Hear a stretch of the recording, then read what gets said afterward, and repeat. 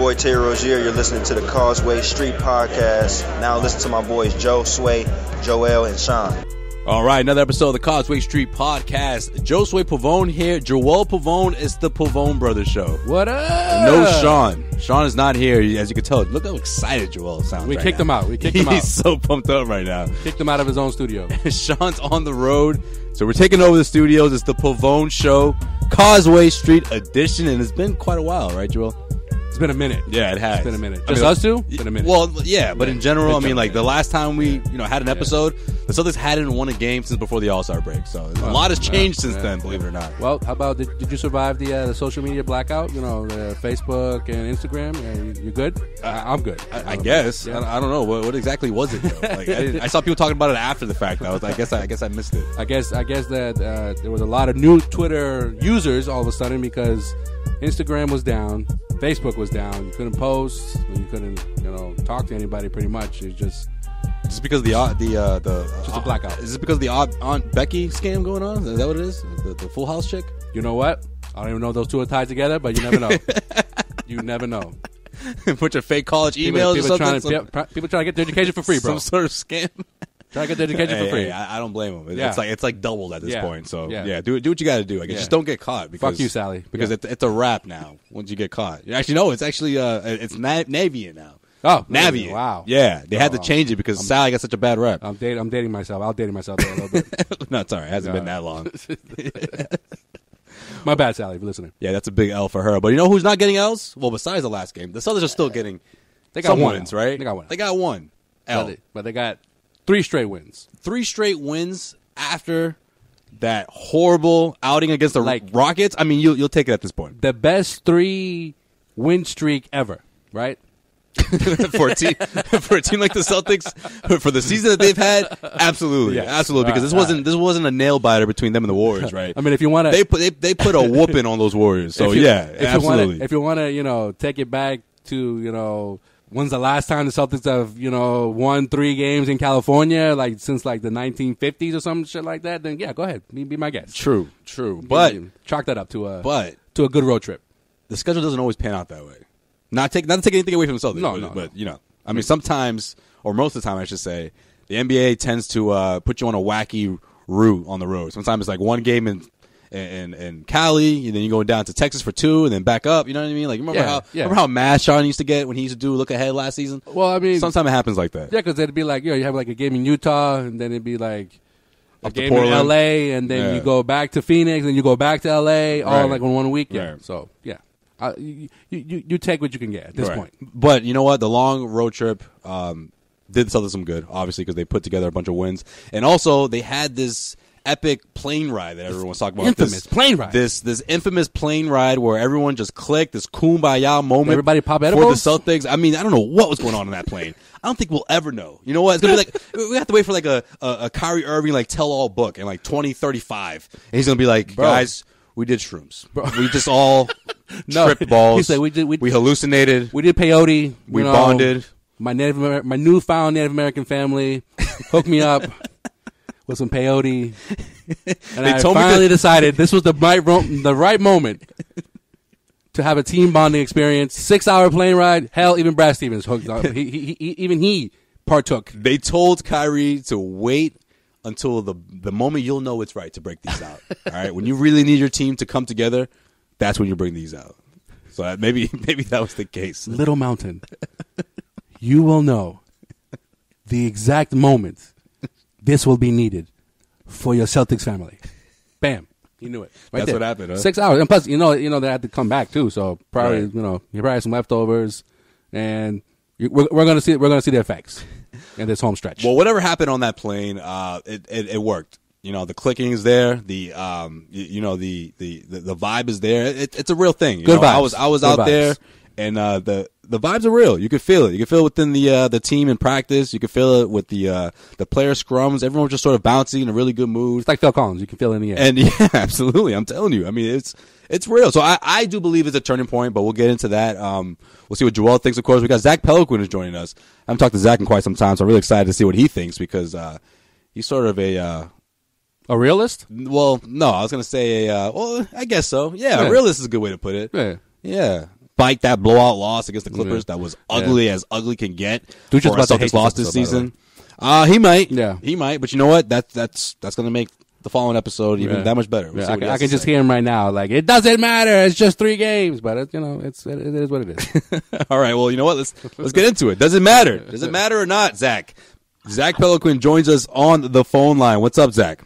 Not too much, man. It's been a while. How you been? I know. It's been a really long time. I can't wait to hear what you have to say about this road trip, about this Celtics team, about the vibe. Is it real, Zach? Is this team going to finally have they reached that turning point that we've been talking about for the last 3-4 months with 15 games left? Yeah, seriously. Yeah.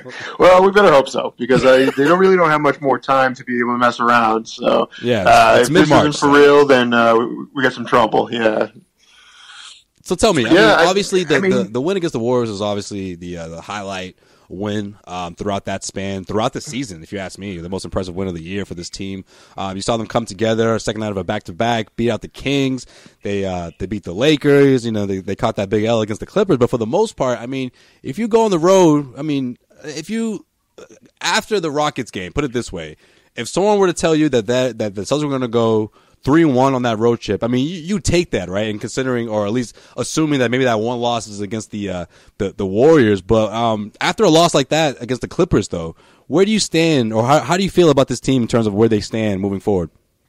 I'm actually really happy. That West Coast trip, we saw things from the Celtics that we have not seen for consistent spans for this season. And that was a team that, regardless of the situation, was just gritty, willing to go out there and get their hands dirty, and played the style of Celtics basketball that we've seen the last couple of years under Brad Stevens. And that's the thing that's really worried me the most this year with the Celtics, is that we've seen quit in their game when, for the last several years, they didn't quit no matter what the situation was. They were in at pretty much every single game, every night, giving you an honest effort. And I don't know if we could say that all year this year. And this West Coast trip, those 3 wins especially, we saw a team that was hungry and looked like they kind of know that the heat is up. The heat is up and they got to show up and start playing. Otherwise, this season could end a lot earlier than they were hoping. So very good to see. I thought it was a positive sign, but they got to keep it going. The consistency has been the issue. We've seen this happen a few times this year, but we have to see them be able to extend that into this last 12, 14 games of the year, because if it's just the West Coast trip and then it disappears on them, then it was all for nothing. Well, in your opinion, Zach, what do you think is the reason for all this? Is it really just them just having a kumbaya moment on the plane and everything just clicked all of a sudden? Is there a switch? Is there a switch that they just sort of they just needed to sort of talk or just hang out? What led to this? Did it come down to that plane ride, in your opinion? Or is this a matter of these guys just sort of playing for pride? All of a sudden, now this team is the underdog of the Eastern Conference, whereas a couple of months ago, that wasn't necessarily the case. I think it's a combination of both things. I think, the quotes that we've heard coming out of the like you said, the historic little plane ride, or the infamous plane ride, if you will. A lot of the quotes that we're hearing is that Kyrie kind of humbled himself. And I think that's a huge thing for a guy who is clearly the big star on this team. He's clearly the biggest name, and he's a guy going into free agency that's going to be one of the biggest names on the board. For him to come into whatever conversation, and for the rumors to be true, potentially, that he humbled himself to these guys and basically said, listen, I know I haven't been doing everything that I can. I've got to do better, both as a leader and as a player on the court. And for him to do that, I think that kind of buys a little bit of goodwill with those younger players who they're trying to find themselves too. Boston got lucky last year. They got lucky that a lot of these young guys stepped into roles that they were not expected to be in, and they progressed so quickly that I don't think Boston ever paid that toll. They never paid that toll of the inexperience they had a year ago, and it caught up to them. Let's be honest with ourselves. It caught up to them this year in a big way, and a lot of these players were never able to readapt to new roles on the team.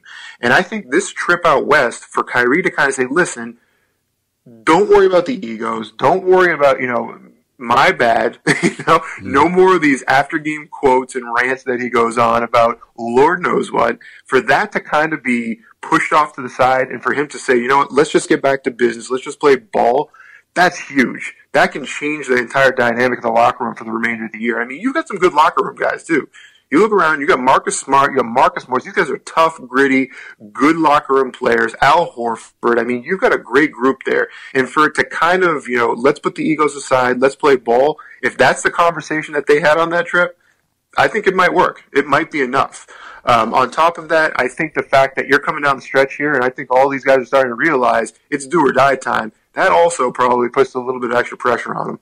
We'll get back to Zach in 1 minute, but I have to take this time to tell you about betonline.ag. If you haven't already, what are you waiting for? Head over to clnsmedia.com/win and you enter the promo code CLNS50. You'll get a 50% cash back on your first deposit when you use betonline.ag. We got a lot of great games coming up for the weekend, including the Celtics tonight against the Kings.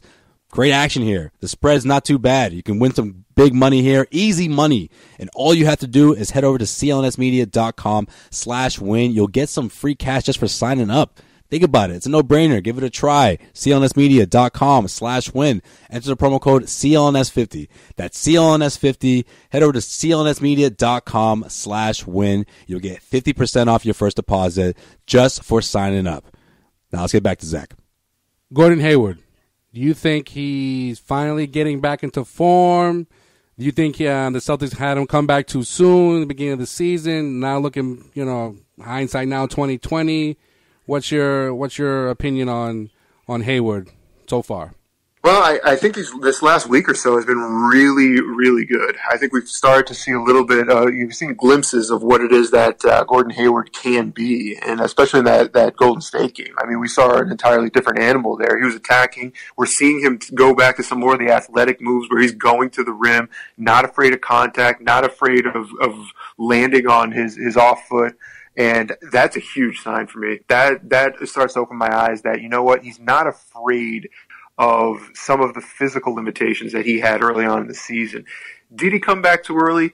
Maybe. I think it's more of a mental thing for him at this point. I think physically he's as healed as he's going to be.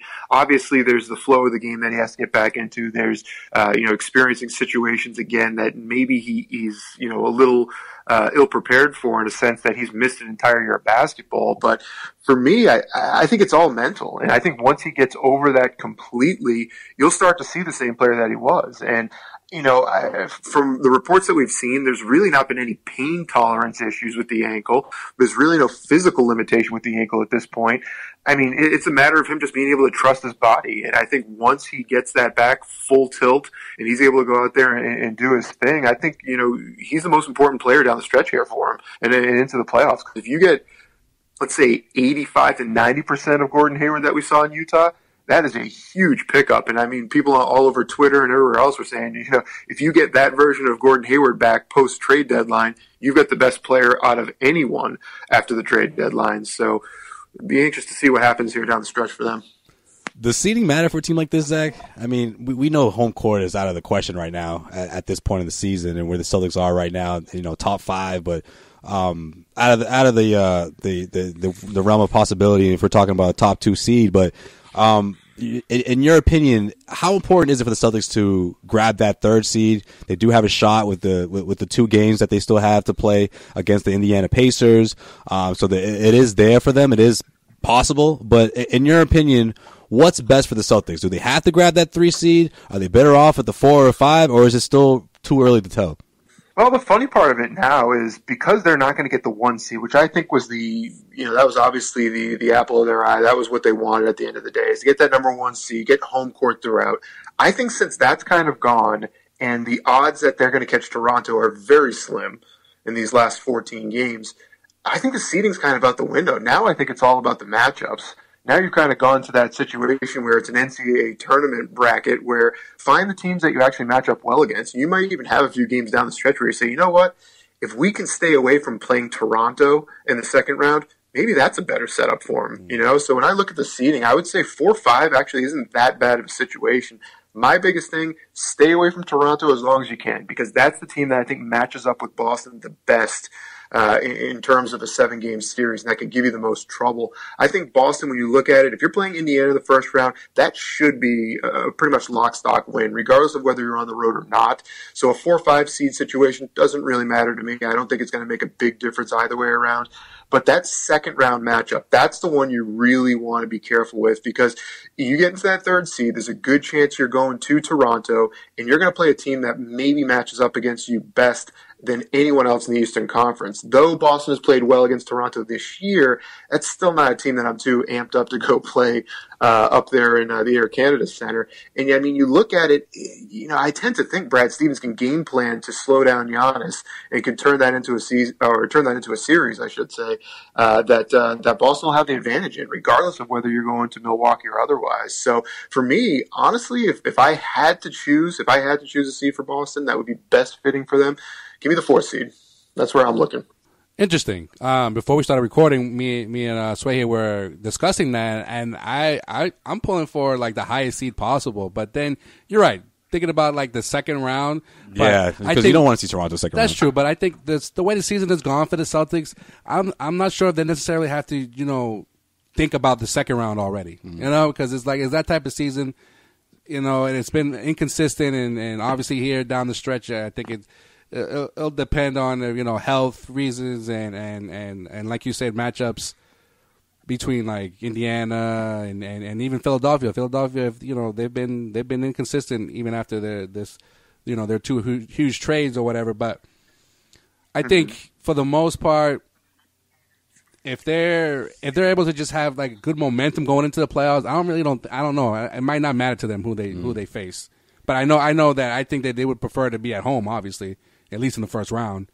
Yeah, for sure. I mean, home court doesn't hurt you in any way. Playing in Boston is one of the best home court advantages, I think, in all of basketball, outside of maybe Golden State. Short of that, I think you've got one of the best home crowds in all of the NBA, and it can't hurt you. I mean, there's no doubt that it just can't hurt you. But like I said, assuming you take care of business in that first round matchup, whether it's Philly or Indiana or whatever other strange possibility you could end up with, I mean, assuming you take care of business in that first round 4-5 matchup, do you want to walk into Toronto and play a team that's filled with guys who some have championship rings, some have all NBA level guys like Danny Green, who I know you don't really think of him when you think of Toronto, but I mean, he's played in how many playoff games? You've got Kawhi, who has been a Finals MVP. You've got Serge Ibaka, who's been to a Finals with OKC. I mean, that's a team that knows what they're doing once you get to playoff time. And I think that move for DeMar DeRozan, for Kawhi Leonard, this season, throw it out the window. The regular season, it almost makes no difference in my mind between who you had between DeMar DeRozan or Kawhi Leonard. In the postseason, that is an entirely different animal. Now you've got a guy who knows his way through the NBA playoffs. Now you've got a guy who knows what it's like to win an NBA championship. That's a team for me that I do not want to see in the second round. And like I said, with Giannis, with that Milwaukee roster and the way that they're built out, there's something about that team for me that just feels like, regardless of how well they did in the regular season, you find a way to zone up on Giannis and you keep him limited and you put him on the line all day long and you make him beat you from the perimeter. That's almost like playing those Cleveland teams that had LeBron back in the mid to late 2000s, where it's one guy, unless they get 2 or 3 guys shooting from the outside, you should have a pretty good shot against them. And I think Brad, I trust in him enough to where he can put together a game plan that you're going to be able to take care of with Milwaukee teams. So, yeah, home court, very important. I think the matchups are going to be the biggest thing in the playoffs for Boston this year. Well, speaking of Brad Stevens, what do you think so far with this starting lineup? So does he stick with this starting lineup? Because you have, Morris has been a little bit inconsistent as of late. You have Gordon Hayward playing well, and you have Jaylen Brown playing well. Does he stick with the same starting lineup, or does he make a tweak here and there towards the home stretch? I'd really like to see him swap one of those 2 guys, whether it's bringing Smart or Morris back to the bench, and getting Jaylen Brown or Gordon Hayward back into the starting lineup. I'd like to see one of those two, preferably Marcus Morris coming off and Hayward going on. Reason being, I think Hayward is a better passer. I think he fits into the flow of the offense a little bit better, and I think he's starting to learn some of these guys a little bit better over the course of this year. Because, again, we have to remember, he did not play with these guys last year. This is his first year with the Celtics for all intents and purposes. So when it comes down to it, I think he's starting to learn the other guys' games on the floor, and we're starting to see him play more and more throughout the course of the season in crunch time minutes, which means he is kind of the favored guy when it comes down the stretch, because I think, one, Brad trusts him with the ball in his hands when the game's in crunch time. And additionally, I think he's a more versatile offensive player than what you get in Morris. Morris is kind of that, I don't even want to call him a 3-and-D because he'll just shoot it wherever he gets the ball. But I mean, he's a gunner. He's a gunner, I guess is the best term for Marcus Morris. And I love him. I do. But at the end of the day, I think in this offense, in the confines of this space and pace offense, Gordon Hayward is going to be able to make some passes and some decisions that you're not going to see a Marcus Morris make. So for me, reintegrating him into that starting lineup, that might be the way to go. Jalen's actually played, I think, a little bit better in the second half here. It looks like he's getting a little bit more involved defensively, a little bit more focus on the defensive end of the floor, which for me really sparked him offensively, because when we saw that playoff run a year ago, when you got him onto those difficult defensive assignments, he would take that as a challenge, and you saw him offensively get into attack mode. When he's going to the rim with authority and he's using that athleticism that is second to very few in the NBA, he is one of the most exciting players, one of the most explosive players, I think, in the Eastern Conference. And for him, it's just a matter of getting his head in the right place, because he's such a smart guy that I tend to think he overthinks situations. But when it comes down to it, like you said, with the starting lineup, I would like to be able to see maybe just one, not necessarily both of those guys pulled out of the starting lineup in terms of Smart and Morris, but change out one of the two, see how that affects you over these last 10, 12, 14 games, and maybe, if you see something positive that works, then go for it, because this is going to be the last stretch of time that Brad Stevens is going to be able to play around with that starting lineup and his rotations, and he's got to get it right as you go into the playoff time, because as we all know, that bench shortens. Your lineups and your minutes are very important when you get into playoff time. And, when it all comes down to it, if you don't have it right by the time that, tip off of that first round happens, you can really put yourself at a disadvantage. It always cracks me out when the ball's swinging around behind the arc, and then as soon as Morris gets it from the elbow, it just stops. Going up. Straight up. There's always that one dude in the corner being like, okay, you got that, Marcus. There all right. I was wide open over here, but all right. Sometimes you might hear from the bench, like from the Celtics bench, like, one more. Yeah. Nope. It's like, all right, Marcus, you were the only one who had a man in front of you, but you decided to take it? That's cool. All right, that's cool, Mark. It's all good. Good shot, Marcus. Good shot. All the time. Hey, Zach, last week, Kyrie Irving, again, talked about what's been bothering him, and that's, of course, the media, right? It's the media. He didn't ask for all this, and the fame. The guy who did Uncle Drew, he's got another movie coming, in the works, and just sort of for a guy who talked about not enjoying the spotlight so much, it was kind of it's funny hearing that from him. But of course, now he's singing a different tune. He apologized to the media. It was the peyote, man. It was the peyote. A recent article on Yahoo apologized to the media. You talked about what happened on that plane. It sounds like he was opened up to his teammates, and talked about, of course, and what is it, after the Lakers win, how he hasn't been the best leader. He's got to be better. Set an example for the younger guys. Right. Which we've heard this before months ago. I'm not. My question to you isn't necessarily if he's going to revert back to being that guy from 1 week ago. My question is, how much of an effect does this have on the team? Because they've heard this before, right? Yeah. And throughout this swing, winning 3 games in a row on the road and out in California, I feel like you can give him some credit, but you can't give him all the credit, right? I mean, it takes the entire team to be on the same page and put forth that kind of effort that we saw against the Golden State Warriors. I mean, how much of this are you putting this on Kyrie, and how much of it is the entire team as a whole? Well, I'll tell you what, the quotes that we heard from Terry Rozier, I think it might have been after the Golden State game, where he came out and made some comments about, when Kyrie is in that good mind frame and he's got everything going and, he's positive and we feel like he's positive, we vibe off of him. We basically, take what he does and we turn it into everyone starts to feel it. And when he's negative and he got a little murky in terms of the wording, but it was ultimately, when he's negative and he's in a bad mood, it kind of also kills the mood too. So it's like, Terry struggles with words sometimes. Yeah, that Louisville education. They spend a lot of time in, Shout out to Rick Pitino. There you go. Yeah, you spend a little more time at those at the basketball house, if you will. Yeah. When the ladies came over, we'll leave it at that. No, but I think that's telling though. Because Terry basically came out and said,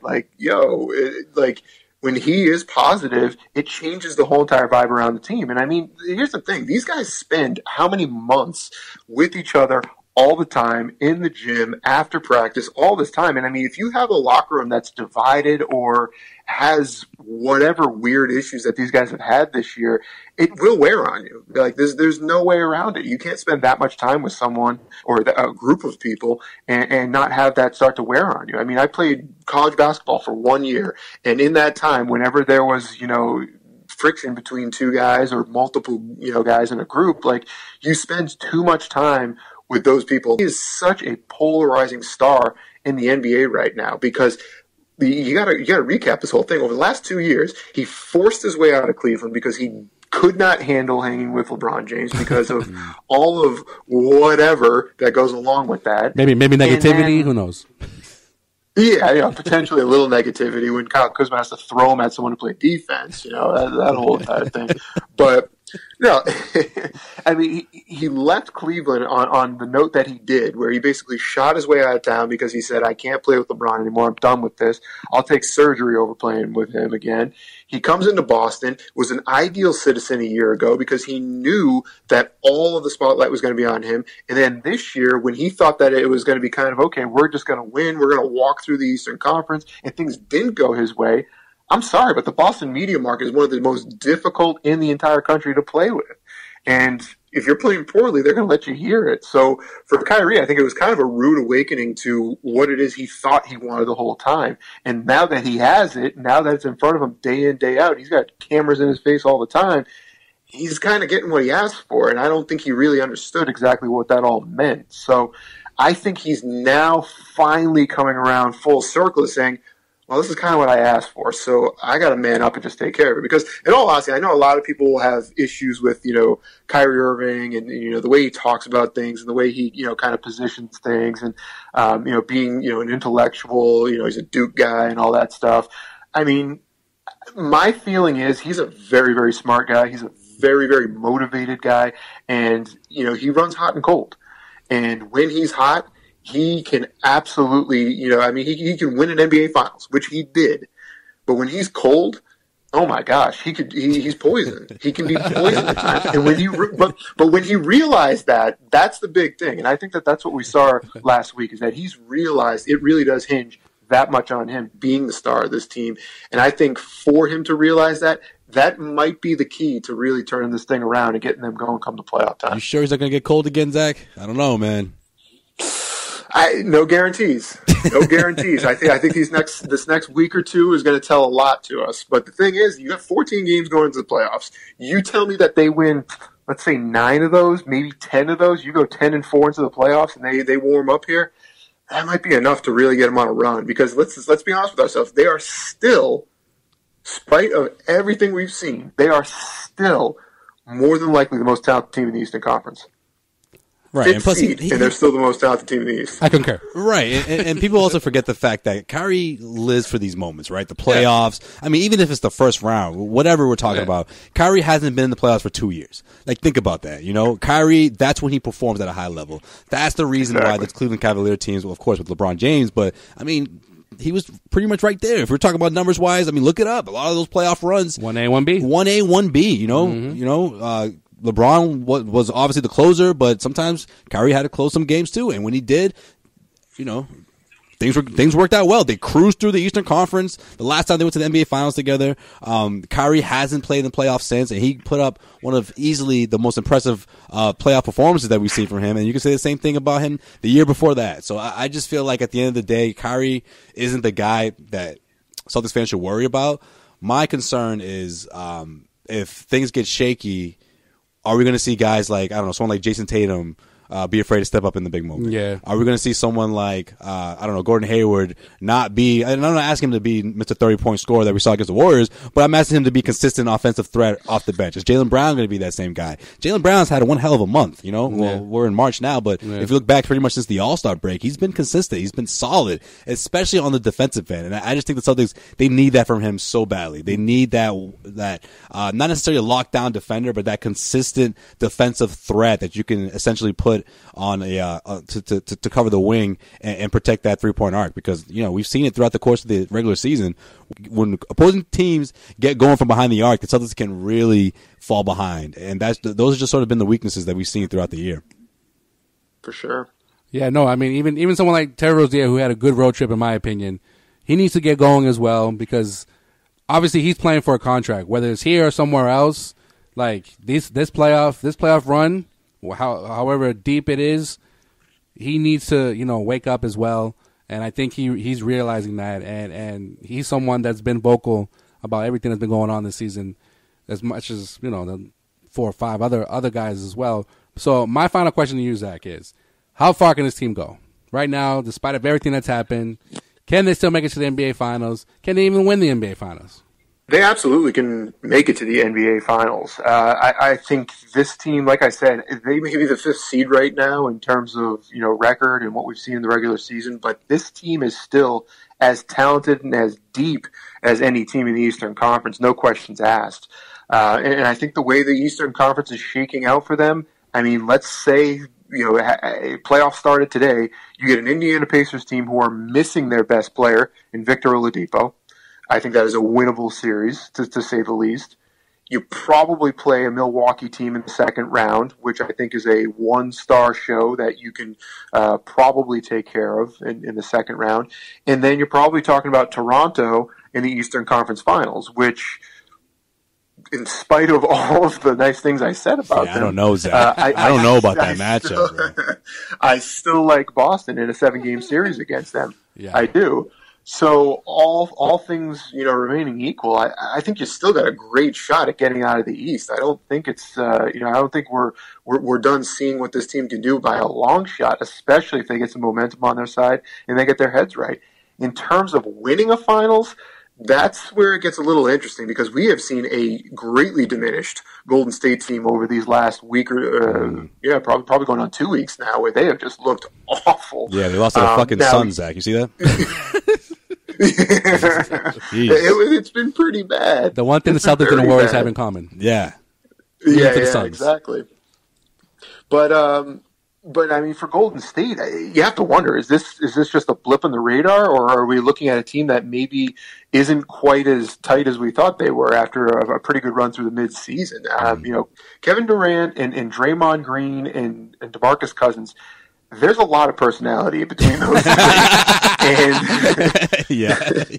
And I think, to put it politely, I mean, there's beef there. There's beef there, and you can tell. And I mean, the Steve Kerr lip reading of the "I'm so sick of Draymond" shit. Yeah, he can back it up going on. Between that those three guys. Pretty obvious. Yeah, that was obvious. We knew what he said there, and you know what? The lip readers got it wrong to where it can knock you off. I mean, I think they're the most vulnerable they've been. So that's why I think, like, if the Celtics were to have that lightning in the bottle, catch lightning in the bottle, towards the end of the season, to the regular season, into the playoffs, and they're able to, Kyrie turn it up a notch, because, like Sway said, it's been 2 years, and he's been dying to get back into the postseason, and they go on this run even better than they did last season without him and without Gordon Hayward, and you get to the finals and you meet up with the Warriors. I think it's a toss up. I think it's a toss up. I mean, you do have Oracle Kyrie, right? There you go. Oracle Kyrie. He likes that building, especially in June. Yeah. I think Brad Stevens in general likes that building. Yeah, that's true. I think Brad Stevens, he actually talked about that before the game. I think he likes that building. Yeah. I really do. So he likes to silence those guys. Yeah. Well, Zach, Wow, interesting stuff, bro. Yeah, man. Zach Peloquin. Appreciate you, man. Always great insight. Always great perspective. Thank you, gentlemen. We'll have to get you in here sometime. You know what? Maybe when it starts getting nice out, we'll get you down here. Yeah, no snow on the ground. We'll get some. We'll get the pool going. We'll have a good time. Yeah, barbecue. A couple of brews. And some great debates. Sounds good, guys. Just been waiting. Talk to you later. Zach Peloquin of CausewayStreet.com. Thanks a lot, Zach, and we'll talk to you soon. Probably before the postseason, I think. Get some more perspective on the matchups there. Thanks a lot, brother. Yeah, man. I think people are sleeping on the whole Kyrie in the playoffs thing. I'm telling you. But also, you can't forget about what's going on up north. I mean, look, the Toronto Raptors are in a situation with guys who have been so hungry to make it to the NBA Finals. And I'm thinking of two guys in particular. One guy has a whole lot of experience there. I think you know which guy I'm talking about. Kawhi Leonard has not only been there, but he's been the guy. Another guy to carry a team to an NBA title. Another guy who hasn't seen the postseason in 2 years. Exactly. I mean, he has carried a team to the NBA Finals and to a championship. Yeah. Been there. Big moments. The last postseason in general, obviously, he didn't quite get there, but he was the MVP of that postseason. Yeah. He was incredible. Unbelievable. Done things that Raptors fans have never seen. Mm-mm. And, of course, I'm talking about DeMar DeRozan. I mean, this is a clear upgrade. We were saying this during the offseason, and it's even more evident now. And then you have another guy, a player who has been a resident of Canada for, about a month now? Or less than a month? Marc Gasol has been dreaming of getting to the NBA Finals essentially throughout for the bulk of his career. Those Memphis teams... Since he got traded to Memphis. Those teams just couldn't... Yeah, pretty much. Those teams, they just couldn't get past the Lakers. And then came the Spurs. And then came the Warriors. Thunder. And then before you knew it, the core just aged. They just couldn't do it anymore. They had to break up the band. Now, he's in a unique situation where it's like, okay, I don't have to carry the load. I can do my thing here. I can find my role here. Right now, he's still coming off the bench. Whether he starts to come off the bench, I think it's irrelevant in his eyes because what he's able to do, not only from the outside, he got another perimeter shooter. When he gets going, he can get the outside shot going. He can beat you up down low. He's one hell of a passer. I mean, from top to bottom, you can't tell me another team that's deeper than the Toronto Raptors right now. Well, don't forget Jeremy Lin too, bro. Marc Gasol can be the difference between Game 7 knockout and going to the next round. And if I'm talking about Game 7 in Toronto against the Celtics, I mean, that's a tough matchup for the Celtics, man. I'm telling you. Kawhi Leonard, Marc Gasol, Danny Green. Talk about a guy that's an underrated dude. Talk about another guy with championship pedigree who can give you plenty on both ends of the floor. I know Dutra hates that dude, but he's consistent. Consistent 10, 12 points guy a night. Oh, it's ridiculous. Jacking up, making at least 3-4 3-pointers at any given moment. And he'll turn around and get in your face and guard you up on the other end and D you up. I mean, you don't see other teams out there that have guys like these. No. From top to bottom. And I didn't even mention Siakam. Now you got to put him in the conversation. What a fucking year from this guy. Jeez. They pretty much decided. He's like the best years of Serge Ibaka in his early 20s. Yeah. With Serge Ibaka as like option 3 in the front court. Not only that, but as like having Ibaka as a mentor at the same time. Jeez. Like he it's like having the answers to the test. You're cheating, but you're doing it the right way. And you're getting the touches. You're the guy. You're not the understudy. Yeah, they pretty much just said Valanciunas who. Yeah. Like you remember, right? That was their guy. And Siakam took the ball literally and ran with it. Mm. And he's still running. So that's not an easy guy to stop because he can go off for 20 plus in any given night. And these are the teams that go deep in the playoffs. The teams that have guys who can give you a little bit of everything that you could possibly ask for from a basketball team. A primary scorer, a closer, a lockdown defender, a defender down low in the paint, an outside shooter who's a big as well, can lock you down, home court advantage. I mean, these are the type of teams that you see before the playoffs even start, and you're like, that team's going to go far. Yeah. That team has a shot at the NBA Finals. I think as well as we've been talking up Toronto, I think the two advantages that the Celtics have over Toronto is Kyrie Irving. But I don't think they have an answer for Kyrie Irving. And Brad Stevens. I think Brad Stevens obviously is the more experienced coach. Over Nick Nurse? Come on, man. Yeah, man, come on. Over Mr. Nurse. Sorry. Yeah. No, I agree. I'm kidding.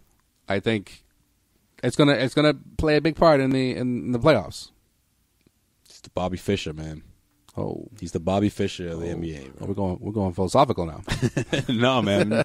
Hey, best of 7 series. I mean, you talk about being the underdog, and when you have Brad Stevens at the helm, that's the guy who's thinking 3 steps ahead, and that's the guy who he coaches 2 games against the same team in the best of 7 series. He's gonna have something for you in game 3. He's gonna have to. He's the chess master. So the Celtics do have that in their favor. But it's gonna be a huge postseason though for Brad. This is where he's gotta put on his big boy pants and figure it out, because this is the team that he's finally has wanted since the moment he signed that contract. A championship contending team with all-star players and experience. There's nothing more. It's something he hasn't had ever. Yeah, not even on the collegiate level. He never had a favorite. Like, this is. I mean, regardless of what's happened throughout the season, yeah, and regardless this is the Eastern Conference favorite. Yeah, and regardless of how Celtics fans feel about who should have been traded or who should have never been signed, no, this is the roster, up and down, that Danny Ainge built for Brad Stevens, and Brad Stevens has got to figure it out. He's got to figure it out. Got this home stretch, and like Zach said, if they go 10-4 the rest of the season, then they got all the momentum on their side going into the postseason. That's it. Nothing more. Yeah, I think, in my opinion, they're going to need that. They're definitely going to need that. All right, let's wrap this show up the way we wrap up every single episode here on the Causeway Street Podcast. In case you missed it, there's been a lot going on, so I can think of a couple stories that you have listed there. But I mean, I can't wait to see what else you got, because you always got some some story that I haven't heard about. Well, J-Lo got engaged. No, just Extra. To this cheating bastard, fucking A-Rod. Whatever. Fucking TMZ, bro. Jose Canseco back in the news. No, I'm just kidding. And no, he's not coming back to baseball. That's not it. And no, he hasn't snitched on someone else about using steroids. No, not at all. Mookie Betts has been juiced for years. Get the fuck out of here. No, in case you missed it, I'm pretty sure by now people have heard about this, I guess for lack of a better term, this incident between Russell Westbrook and a Utah Jazz fan. Yes. In Utah. Okay, so the backlash from that, just to recap a little bit, Utah fan, guy and his wife were heckling Russell Westbrook. Apparently, this is not the first time. Wait. This is not the first time in Utah, or this is not the first time with this couple? This is not the first time. Oh, that's a good question. I think it's I think it's that arena. I think it's not the first time in Utah. Right. Not the first time in Utah. Yeah, because Donovan Mitchell put that post up. Yeah. It's not the first time. Okay. Yeah, it's not the first time in Utah. I think they're season ticket holders. Right. Okay. So he's always behind, like, the visitors bench. Mm-hmm. Okay. And heckling again Westbrook. And the video that's been circling around the internet, you can't quite hear what the fan is saying to Westbrook, but you can hear it clear as day how his response was, what Westbrook's response was to this couple. Right. That, I will fuck you up, you and your wife, type of thing, like, trust me, like, I promise you. He was very adamant. Very adamant. Yeah. That's I don't think that's someone you want to mess with, like, honestly. And, like, even before this happened, I've been noticing that a lot of people get into it with Russell Westbrook, and it's almost like they want to see him, like, react. Yeah, it's like they want to see like him on SportsCenter. Yeah, they want to see him, like, not only that, but they want to see him like pull a Ron Artest and, like, jump into the stands type of shit. And I would hope that he's smart enough not to do that, but I still don't want to see him, like, in a parking lot, after a game. I wouldn't want to do that. Right. So, back to this recent incident, the fallout, Russell Westbrook gets fined $25,000 from the league. That's exactly what I predicted. Yeah. Yes. Yeah. 45,000. That's about right. When Two games? When you curse. Two games suspension? No. Just fined. No suspension. No suspension. Really? Yeah, no suspension. I think giving the tone of the heckling, that apparently it was something racial. Right. But then they showed the guy. Mm-hmm. He had an interview. I don't know if it was the local media. Well, that was my next part. Okay. The fallout. Okay, from the league, suspended Westbrook. They also banned this fan and I believe his wife as well. Banned for life from the Jazz's arena. Can't go back. It doesn't matter if he has season tickets, regardless. But now, I always wonder how does that happen? I know, right? What if he goes to the balcony or something? You know, gets like scalps some tickets. Are they gonna like compare his face to a picture that they have or something? Like, nope, can't come in. Or like the moment he walks into the arena, like everyone gets like facial recognized or some shit. Like what if he goes to a Utah game in 2022? Like, are they really gonna be like, no, not you again, bro? Hey, brother, you know you can't be in here. 3 years ago. You racist bastard, get the fuck out of here. Like, how do you ban giving somebody? us Salt Lake City fans a bad name? Get out of here. Like, they don't take IDs with your ticket. Like, I always wondered how do you pull that off? This is just like, we're just gonna try to ban him and hopefully he doesn't come back. But I know, right? If he buys like tickets from like a scalper, yeah. Like how do they know? All right, that's true. You're right. Or like 2 years from now. Like, how do you ban someone from life from any establishment? Lifetime, bro. Lifetime ban. Unless the guy's like world famous or like someone that you would recognize on site. Yeah. But fucking lifetime. So now apparently the guy is going to sue Westbrook because of this. That's the latest. All right, from Mr. Heckler, for lack of a better term. Did the NBA say? Did the NBA release the audio that they have or the video? Like, why are they so convinced that he said that? Since the incident, said those things. Since the incident, like people have been screenshotting his Twitter. This the fans' Twitter. Oh, that's right. It's a lot of racially motivated stuff. Yeah. At first, when what did he say again? Like, get back on your knees where you used to. Yes. According to Westbrook, he says, get back on your knees where you belong. Jeez. Something along those lines. Don't quote me on that, but something along those lines. Slavery, I believe he's talking about. Yeah. So when Westbrook said that, at first I was like, because before he even said what he thought or what he heard from the fan, when he just said racial, the first thing that popped in my mind, I was like, oh, okay. I mean, what did he say? The N-word? Like those are the type of things that come to my mind. But when I heard what he actually said, that, oh, get back on your knees where you belong, or get back on your knees where you've been before. I looked at it. I didn't look at it as racial the first time he said it. I looked at it as like sexual. No, like kind of, but like more like, yo, you're trying to you're messing with my manhood type of thing. Like you're trying to call me like gay. Yeah. You could say it. I guess. No, I was trying to, like call him like a sissy, like, get back on your knees, you've been in that position before type of deal. Like, oh, no, now you're questioning my manhood. Like, that's disrespectful. Like, that's how I took it.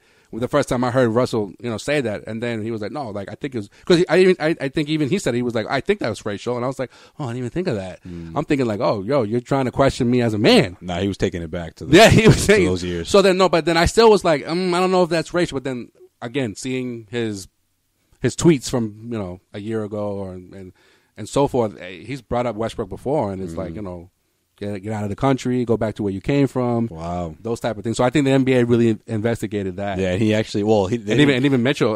They didn't even have to because people were retweeting. Yeah, exactly. Taking screenshots of it. Exactly. So I think he deleted everything as if that's going to be like Donovan Mitchell. Screenshots are screenshots, man. You can't. Someone's screenshots not going to change. Those are receipts. Yeah, it doesn't just like it's not like Back to the Future here where it just disappears like a picture. Why don't you put something up on the internet? It might take a while, but it'll be found again.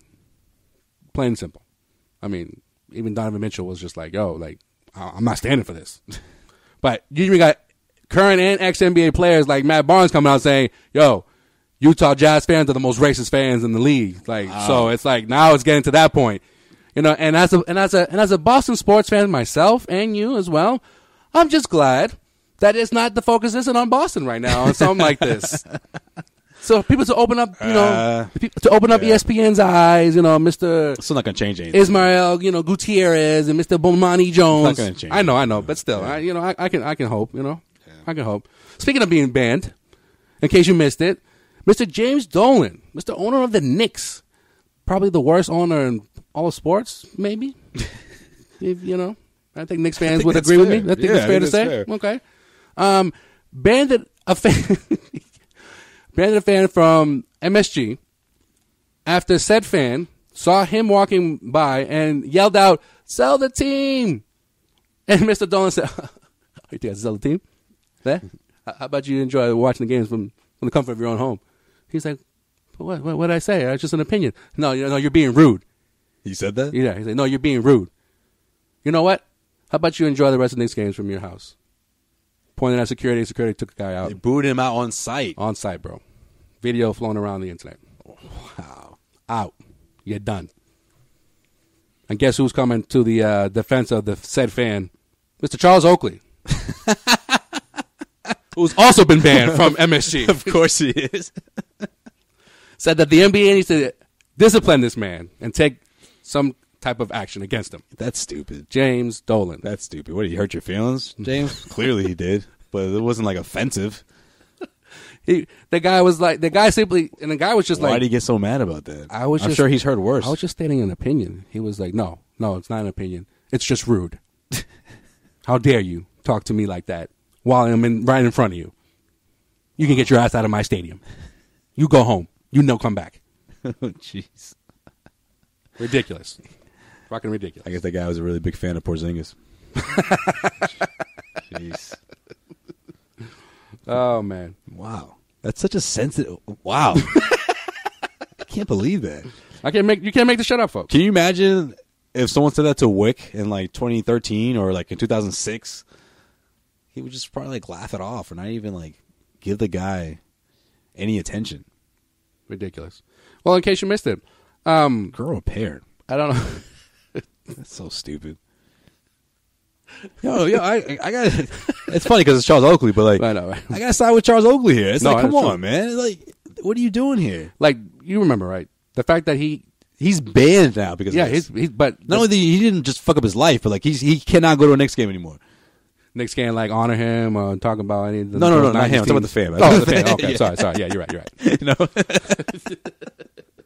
Well, that wasn't fair either, but yeah, that was messed up. No, for Oakley though, going back to Oakley real quick, that was messed up. Yeah, Oakley wasn't saying anything, wasn't being disrespectful. He just had a lot to drink. Just want to say what up. No, but I mean, regardless of what he was trying to do, it didn't warrant that kind. Just because he's had penalty opinions about the team and Mr. Dolan, and he's like, no, he's got to go. And not only does he got to go tonight, he's never welcome back.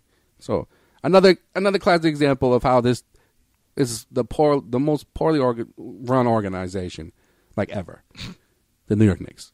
Jeez. Well, in case you missed it, we should get that guy on the podcast. I don't know if you get who. Oh, the fan. Yeah, yeah. Let's look for him. We should get Oakley. We should get Oakley on the fan. Sorry, fan. Let's hit him up. Let's get Oakley. Yeah, get Oakley on him. Paul Pierce.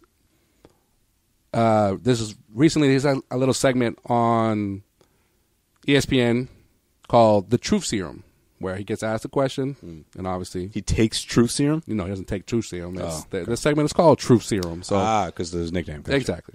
He takes Truth Serum. Yes. Beetle comes up to him from behind without him noticing and stabs him in the neck with the Truth Serum, and then he's got to say the truth. Yes.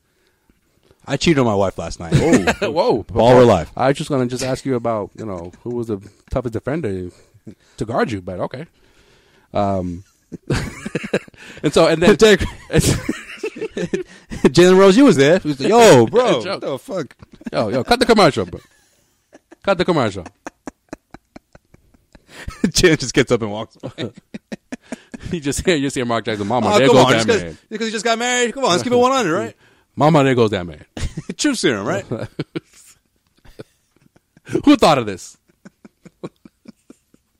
Mr. Paul Pierce, during this Truth Serum, the last couple of segments that have made, I don't know, not headway, but, gone around the internet. They've gone viral. They've gone viral, yeah. Gone viral is, who was LeBron James's biggest rival? What do you think he said? The truth. The truth. That is exactly what he said. Yeah. He said the truth. Epic battles. He says, me, Paul Pierce, have been his biggest rival. He's 21-18 against him lifetime in the regular season. 3-2 against him in the postseason. Yeah, no, I was gonna say from a national standpoint, people don't know, but like these two during the regular season used to go at it. It was like Epic battles. It was must-see TV. Epic battles. It was like, regardless of what the record was for the Celtics and what their playoff or the Cavs. hopes were, or the Cavs, for that matter. Yeah. These two used to go at it. Paul Pierce's career high was against LeBron James, right? Correct. Yeah. Regular season and playoffs. Both. Yes. Yeah. Yes. So there was that. And 50 points for regular season. And it was him saying that LeBron, well, obviously he's got love for LeBron, right? He believes that LeBron is not the best player in the league anymore, and it's James Harden. Is that what Sean had as number one? No, yes. He had Giannis. No, he had Yeah, Giannis. Yeah. No, he had Harden at number 3. Yeah. Yeah. Well, anyways. Yeah, I don't know if I agree with that. Yeah. I don't know, Paul. No, I don't agree with that. I don't know if I'm with you on that one. No. Best scorer? Okay. He's saying that sure. He's saying that his whole claim is because with CP3 out during that stretch, that he put like Houston on his back. That's true. And I didn't see that coming. They're now a top 3 team. That wasn't the case a couple months ago. Yeah, but I feel like they've only gone up to the 3rd seed since Chris Paul's been back. Yeah. Yeah, he did hold them. He did hold them afloat. He held them in the playoff picture. But then once CP3 came back, is when they were able to go up in the standings, so to speak. You know, but that's not his latest Truth Serum comment. The latest Truth Serum comment is about Klay Thompson, and here's the quote: If you got Klay Thompson, if you got Klay down the stretch and you got me down the stretch, who do you want shooting a 3? A 3, not a shot. Not a 3. Shot, a 3. Like in a clutch situation. That was his question on this particular segment. I mean, because he believes he's a better wing shooter than Klay Thompson.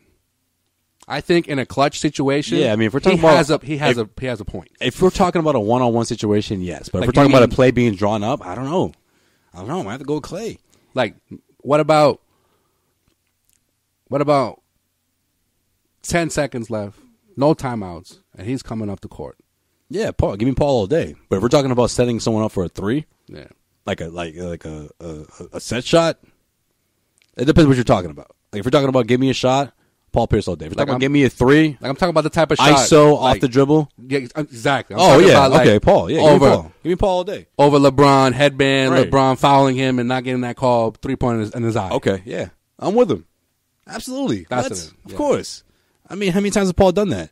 But at the same time, you have to remember that they're 2 very different scorers.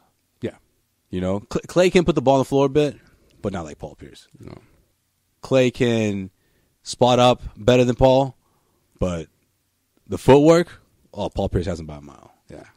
Damn. So what? He's got to say something hot takey now every week with his Truth Serum segment. That's his little segment right now. See, I don't know how I like that. And I'm a fan of Paul. Some people are not crazy about Paul on TV. I like Paul, but I don't like how I feel like they make him be the hot takey guy. Because then it's like it doesn't hold a lot of weight sometimes because it's just like, oh, here he goes again, just saying something to be different and to get people's attention and to get headlines. I think it's done for him to be like the Charles of like the panel. Yeah, I can see that. You know, and then people look at it as because like Chauncey tries to be the Kenny, and then I don't like Chauncey. You don't like Chauncey? I don't like Chauncey sometimes. Chauncey always, like, no matter what you say. I don't like Jalen sometimes. Chauncey, yeah, me too. I'm on you with that. But with Chauncey, though, sometimes whatever you say, even if it's a true statement, he's always like, really? Yeah. Like, it's always like right. It's always that. And then it's like, where's your rebuttal? I know, right? There's no, exactly. There's never a rebuttal. It's always like, really, bro? Yeah. Like, you bring that up? He's like, he'll just be like, nah, that's not true. Yeah. All right, well, tell me why it's not. Are you telling me that, that's what I said? No, and the game... Nah, man, that's not it. And the pregame against the Celtics and Warriors, because it was on ABC, his statement, and I don't know why nobody, were like, no, that's not true, like the way he does it. He says Kyrie Irving never passes. What? Mind you, Kyrie Irving is having a career year in assists. Yeah. And he's been averaging double-doubles like crazy. Was this pregame? This was pregame. I was going to say, because he was passing the ball like crazy that game. I believe he finished 19-11? Yes. Yeah. But assist alone, like if you were to kind of like the hockey assist, like, I mean, he really took He really stepped aside and let everybody else get going, which I think is key when you're playing the Warriors. 6 or 7 guys in double figures that game. Yeah, that's the type of game that like the Celtics are like when they play like that. Yeah, ridiculous. That's when you see what was it, 36 assists or whatever it was, like 30 plus assists. Yeah. That's when you see because he's the head of the snake. He's the guy that has to swing the ball around. Yeah. He's the guy that has to set people up because he's going to be constantly getting double teamed. Yeah. So then, so with Chauncey, I feel like I don't think he watches like as much games as maybe like Paul Pierce. And then now with this little segment and a lot of the other like statements that like people make memes and shit for, it makes it look like, oh, he's trying to compare himself to today's players and doesn't want to let it go. He's having a hard time, being retired. But we all know Paul Pierce is one of the most underrated guys of all time. Yeah. Never mind being like a top scorer. He's going to talk his shit. Time. He's going to talk his shit. Exactly. He's from California. Rightfully so. He does that, and he's earned the right to do that. You know what I'm saying? He's from California. Yeah. He's from California. Very braggadocious, those Californians. California, pretty much raised as a Bostonian or New Englandite. So he's got the best of both coasts. You know what I'm saying? All right. So in case you missed it, real quick, Jason Tatum and Kyrie Irving were on the Knuckleheads podcast. If you don't know who the Knuckleheads podcast, that's a Players Tribune podcast hosted by Quinn Richardson, and Darius Miles. Remember, we used to do the two things on the heads. That's what they call themselves, Knuckleheads. Speaking of Paul Pierce being underrated, Q Rich knows that he's very underrated.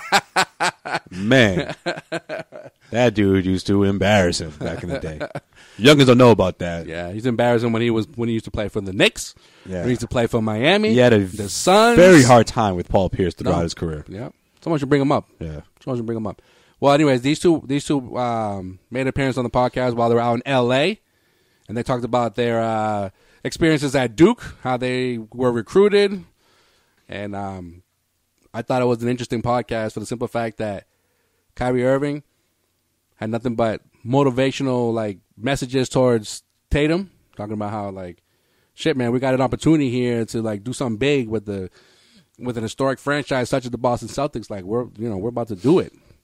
And I think that goes back to what we were talking about earlier in the episode, that when Kyrie's on that positive vibe, like we're going to do it type of attitude. It's contagious. It's contagious. Yeah. It's so contagious. And especially for someone like Tatum, because he's taken him under his wing all year long. Yeah. And actually, you can even go back to last year. But this year, it's more evident. You can see that. Yeah. I think that's why a lot of times, I know we always like to bust his balls saying that the Kobe Bryant effect and the Kobe Bryant workouts over the summer has made Jason Tatum this guy who, has never seen a shot he doesn't like. But I think Kyrie sort of encourages that. And I mean that in a good way. I don't mean that as, be selfish. Be selfish, yeah. Right. I think it's more of okay, this is the course of an 82 game regular season. You need to build your confidence more. Not to say that he's not confident, but he needs to be in a space where he's able to take those tough shots. But he's also been going to the rack more, which I cannot. Which I love. Yeah, I can't stress that enough. Like I can't stress enough how much I love to see that. Specifically against the Golden State Warriors. Yeah. The road trip in general, the Sacramento Kings, man, he was doing it, but he missed a lot of layups. And I just kept saying to myself, you know what? If he had been doing this all year long, he'd have 35, 40 points that night. Yeah. No Kyrie Irving. Yeah. Got to the line a lot. Plenty of opportunities. Got to the line a lot. I mean, no one, and we're going to see that tonight, no one can guard him on the Kings. Like, it's bad for them. Yeah. So hopefully we see more of that tonight. Hopefully he plays. But we'll see. I mean, again, like these two, I can't stress enough how important it is for him to be consistent throughout the playoffs. To be better than what we saw in last year's postseason. Well, I mean, I think for the Celtics to be successful in the postseason, they're going to need him to be the same, if not just a notch above than what he was. Yeah, I think you need him to be better. Yeah, you do. You don't have home court. Got to be aggressive. Let's face it. I mean, regardless of what the numbers say, how much better was he throughout the course of the regular season? Well, I mean, so this is the time now. Yeah. I think Zach hit it on the head. This is the time to you step it up. They wanted to be if Brad Stevens. Is that when he coaches best is when this team is considered an underdog? Then right now, being the 5th seed, this is it. This is the moment. So he's a player like Jason Tatum, got to step it up. We mentioned Jaylen Brown. Terry Rozier. Those are the three guys that had a successful playoff run last season, and they're going to need to turn it up a notch this time around. So, I'd like the podcast. If you haven't got a chance, check it out. It's the Knuckleheads podcast on the Players Tribune. It's a good, hour, 15 minutes, but like it doesn't feel like it because they're just all four of them are just shooting the shit. It's uncensored. They talked about everything. So it's like an episode of Causeway Street podcast. Pretty much. Yeah. Without the celebrities. Come on, man. We've had Antoine on here. Speaking of Antoine, is there anybody who has shit on Kyrie Irving as much as Antoine has this season? He's going on like a campaign now. No. It's like, all right, bro, we get it. And then we saw what happened out west. I mean, granted, Kyrie wasn't dropping like 50 points a night, but it's just like, okay, come on. Yeah. I think he's looking a little more Celtic nowadays. Yeah. No, but I think we got to get Twan back on this. Get off his case. We got to get Twan back on the podcast. It's a good idea. Yeah. A little touch base, get an update. Yeah. I mean, because all his predictions have been pretty spot on. Yeah. Not. Love you, Twan. And that's all I got for. I'm sure he listens. This Pavone's edition of In Case You Missed It. Yes, sir. All right. Yeah, Tatum is probable for against the Kings. He practiced the whole time. Didn't sit out at any part of the workout. So expecting to play against the Kings and the rest of the season, I guess, barring any major.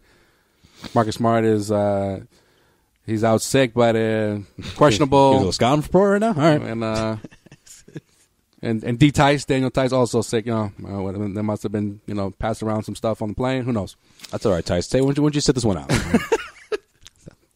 I'm a little ticed out. Come on. Nah, I'm a little ticed Come out. Come on. Shemmy. All right. Shemmy in there. That's some Shemmy up He looked awful against the Clippers, but get him in there anyways. Damn it.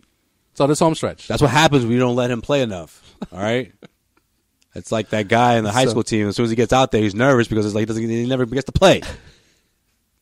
Well, Shemmy. Ojale, play him. No, Shemmy had some shit to say after the Houston game, and it's not even during the Houston game. Remember? That's right. During the that timeout. So long ago. Yeah, I know, right? During the timeout, the first timeout of the second half, he said, "Coach, put me in." He was like, well, other than that, he said, I'm just kidding. No, he didn't say that. During the timeout, he screamed out to his teammates, "Wake the fuck up!" Yeah, type shit, and then he probably said, "Coach, put me in." So maybe it's they're like, whoa, if this dude is noticing that we're fucking up, then maybe we should get our shit together. So good old Shemmy. So what do you think? This whole they're stretch? Like, yo, you don't even play, bro. Shut up. I know. Kings.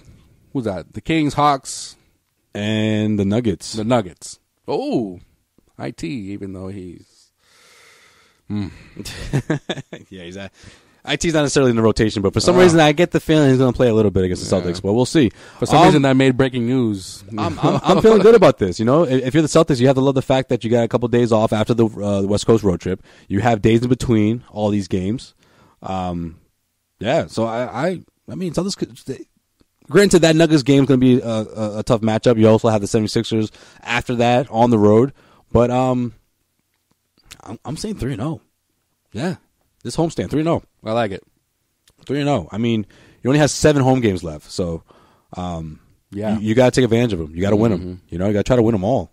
I mean, let's face it. Let's be realistic here. I mean, you take all those home games and you turn them into wins, and you're playing against teams that, I mean, besides the Nuggets and besides the Nets, those are the only playoff teams you're facing at home for the rest of the way. So take advantage of it. You got teams like the Wizards coming to town. You got teams like the Orlando Magic. Teams that you should be able to beat. The Miami Heat. I guess technically they're a playoff team, but those are favorable matchups for the Celtics at home. And with the Denver Nuggets being the toughest out of those 7 games remaining at TD Garden, you got to win them all. By the way, I'm going 3-0. Cool. By the way, I told you the Celtics would lose against the Clippers, man. Doc, whenever Doc has a chance to beat the Celtics, he doesn't waste those opportunities. Yeah, he loves that. He doesn't waste those opportunities. He really does. Yeah. So, I mean, don't sleep on Orlando, too, man. Orlando just beat the Warriors. I know. I feel like everybody's beating the Warriors these days, but still. Yeah, man. Come on. It's the Warriors, bro. Come on, bro. Fucking Warriors suck, bro. Come on, bro. This is the new Warriors. Yeah. You think IT finally gets his tribute video? Yeah, he does. Yeah? Cool. He does. All right. He does. You'll see a lot of the playoff moments and all that fun stuff. And stand to know for IT. I bet you the TD Garden will get louder than Toronto did for DeMar DeRozan. Yo, no one stood up. No one even stood up. Yo, I can't get over that. I'm like, yo, this dude. 8 years? 8 years? Yeah. No, more than that. More than that? Yeah. 9 years? The only team he's ever played for. Yeah, that's true. That's tough. I mean, it's Toronto. He didn't want to leave. He got traded. Yeah, he was pissed off, dude. He's still pissed off. Him and Lowry cried. Yeah. They held each other. Had a moment. They consoled each other. They fucking cried for weeks in each other's arms.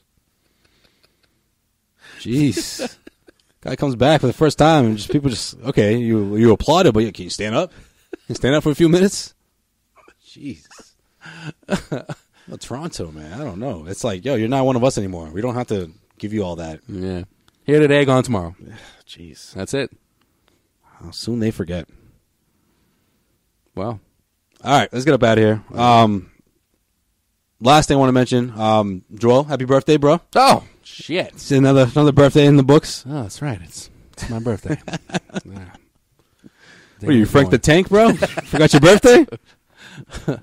Damn it. Any big plans? We're getting rowdy?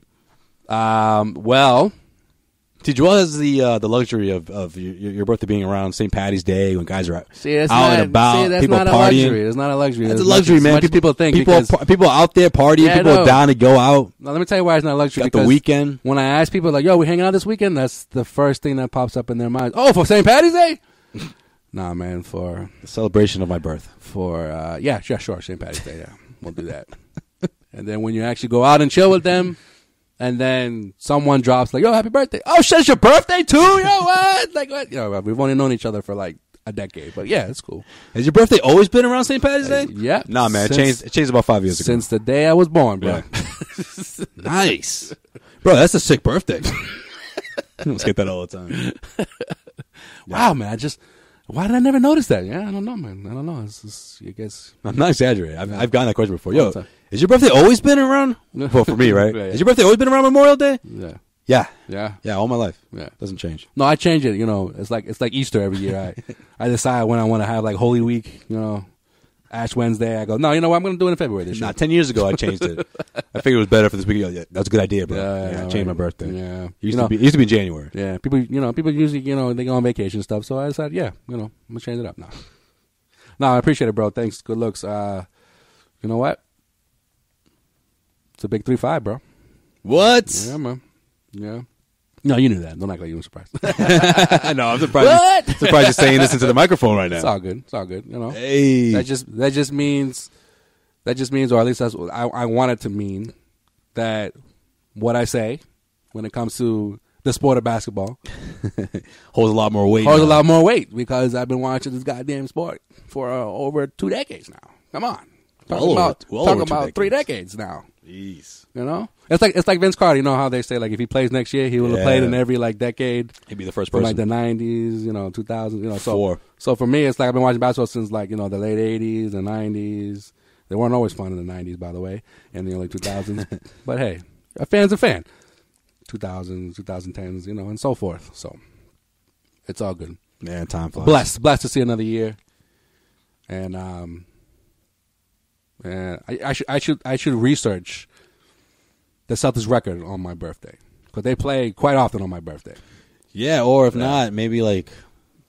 Actually, yeah, you probably see you get a good sample size. I was gonna say because sometimes it's either the day after or the day of. It's usually one or the other. Yeah, no, my very first Celtics game at the old Boston Garden was on my birthday. It was against the Phoenix Suns. That's your squad too. On your actual birthday. On my actual birthday. Little known fact about me, I was a Charles Barkley fan growing up, and I got to see him play live. There's a good chance that's the game that changed Tim Tunis' life. And that's the same. That's the same season that he won his MVP and went into the finals. And I thought he would have challenged Michael Jordan, but it was a closer series than people give it credit for. Yeah, triple overtime game was a classic. Oh my god, dude! Like I was supposed to go to bed. Pops fell asleep, and I got to watch those 3 overtimes. Yeah, I fell asleep too. It was way past my bedtime. Everyone was knocked out. I just kept saying, this game's got to end because I'm going to get in trouble. But anyways, Good times, good times. Oh, man, I love it. All right, guys. Make sure you give Joel a shout-out. Give him a little birthday shout-out as we approach the weekend. Hit us up, of course, on Twitter at Causeway Street. Check us out, causewaystreet.com. A lot of content going up right now. Joel's been on a roll right now. Pumping out a lot of stuff. It just comes to me. I don't know. It's just, I feel you. It's Pisces season. I don't know what to tell you. In the zone. So check us out. And, of course, hit us up. Let us know. Let us know what you think about this Celtics team as we hit the final stretch here. Subscribe to us, too. We're deep in the fourth quarter here of the regular season. It's going to be gone before you know it, and then it's going to be the postseason. It's going to get really interesting. And then we won't see Sway. And then subscribe, of course, on iTunes. Yeah, and then I don't sleep anymore. That's usually how the postseason goes. But it's still fun because Celtics have gone pretty deep in the playoffs the last couple of years, and we're hoping we'll see the same thing this year.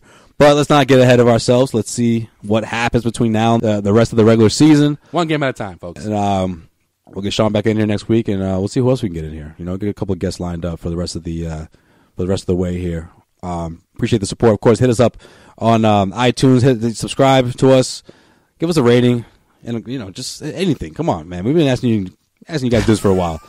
Rate us on iTunes. Don't just subscribe. We gotta give away another pair of tickets. Right? Don't just subscribe when we got contests going on. This is why we don't have contests, as much as we would like, because we're like, where are the subscribers? And we know you listen because we see the numbers, but we need those subscribers. So hit us up.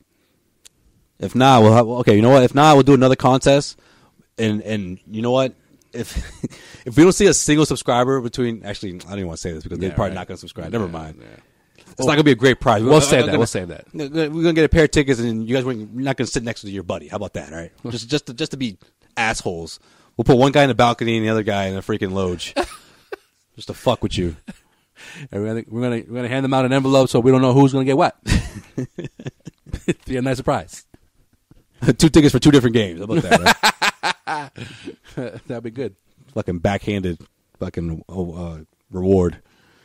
All right. I'm rambling here. We're up out of here. Until next week, guys. See you. Peace.